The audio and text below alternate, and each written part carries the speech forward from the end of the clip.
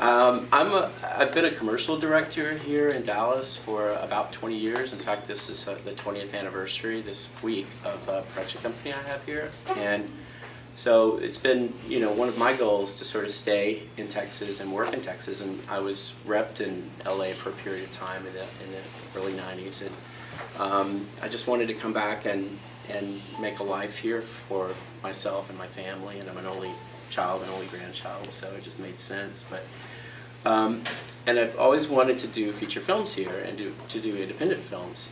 Joe Camp, who did Benji, if you remember, yes, was from here, and I used to edit at his facility. I'd do PSAs, and he would come in at night, and he'd tell me stories about screenwriting, and he'd say, Norry, you have to have a story from the Bible if you're going to have a good movie. And I said, Joe, what story did Benji come from the Bible? So he never answered.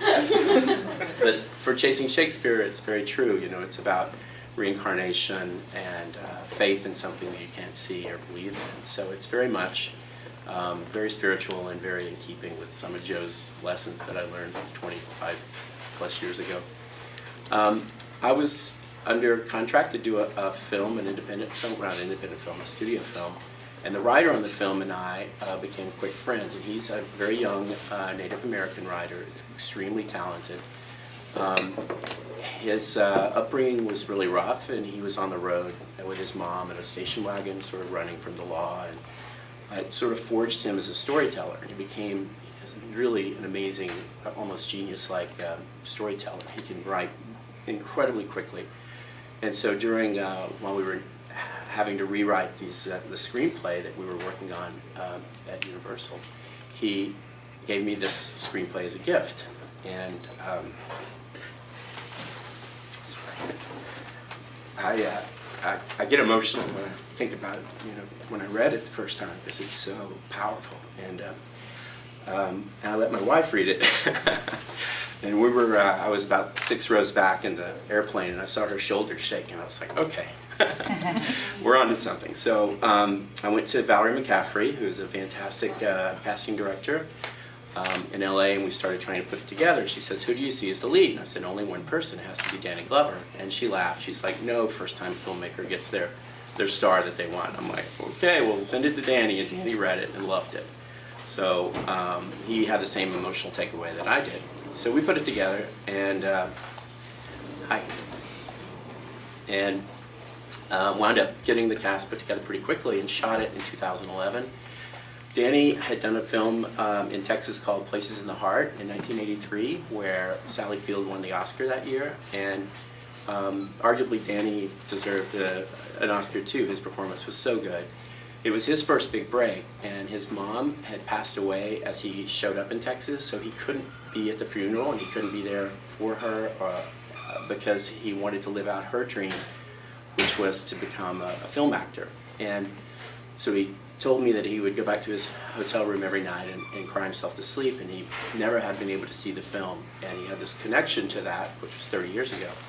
So the house that I wanted to put him in for this film was the same house. So when he got out of the car and he looked at me, we were both like, yep, here we go. And he channeled that loss in his life into the character, into the film. So it was a really interesting process for all of us. And many times, he'd be doing scenes and I would want to stop because I was worried for him, and for his safety and for his sanity. But he delivered so many unbelievable scenes for us in this film. And we're so proud. In fact, he dedicated it to 2 of his lost, recently deceased loved ones. So that's how the project came to us. And then, beyond just the oddity of the fact that, I was able to find this house and it had this connection, we just had a lot of things that came together on the film, unbelievably, like nights that we needed it to rain. And it rained like crazy and would stop minutes before we needed it to stop raining. And the crew, we would all just look at each other like, what the heck, right? God bless you. Including the scene at the Majestic Theater, which is all this thunderstorms and lightning happening. And that happened. We had to pull the crew off of the Majestic landing because of the electrical storm, which that night knocked out the power in our home, which was even more bizarre. So it's, I don't know, I think it's serendipity. I think when you really plan on something, that things all sort of come together for you, and I think you feel that in the film. You feel how special it is, and you feel how many people really put their art and love into the project. So, because we really needed to find a younger Danny. That person also had to have a chemistry with whoever our Native American actor, our female actor was for the younger Venus.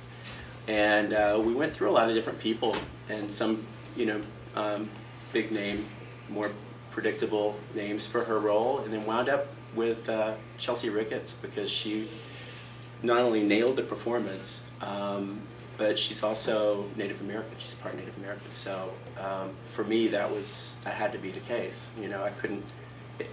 That person had to be Native American in my heart, and she wound up being amazing. And who you see on screen is who she is. She's powerful. She's strong. She's witty. She's incredibly intelligent, and obviously she's beautiful. So.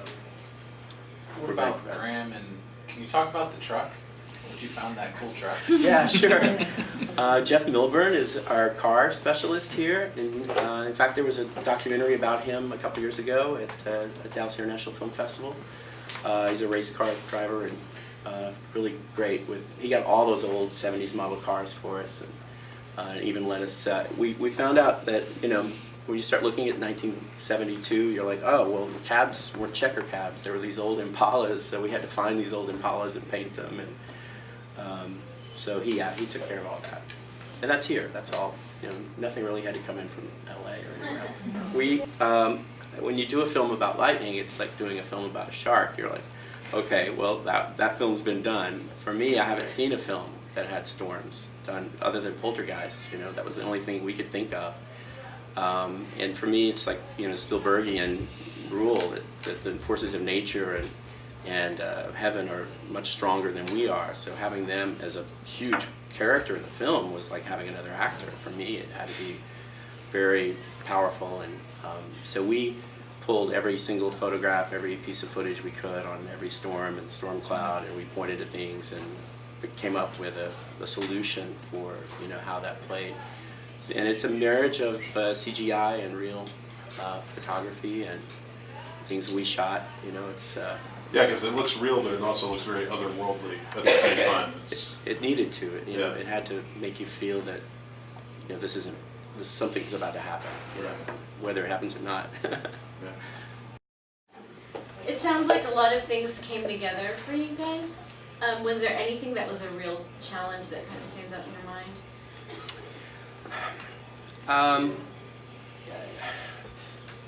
The challenge is doing anything for without a big budget.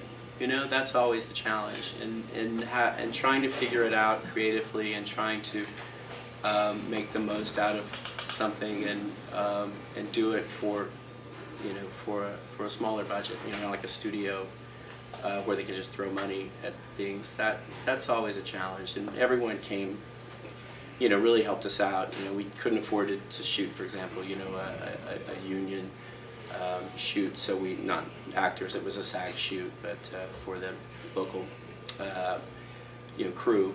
And we went to the unions, and they said, absolutely, we want you to work here more too, and we want more films to happen here, so get us on the next one. So it's that sort of thing, down the line with trying to make things happen. Some of the scarier things, though, as a director going into it, I was really worried about the horse riding scenes and how we were going to manage that with these actors. And Mike really has never been on a horse, so that's pretty real when he's trying to figure out how to get on this horse. So, young Danny, and we wound up getting very lucky with body doubles who were stunt riders and great horse riders who were also out of Fort Worth. And they wound up being, perfectly amazing riders, and they looked like our actors, which was great. That was a scary one. I was always worried about horses and actors and talking and stuff.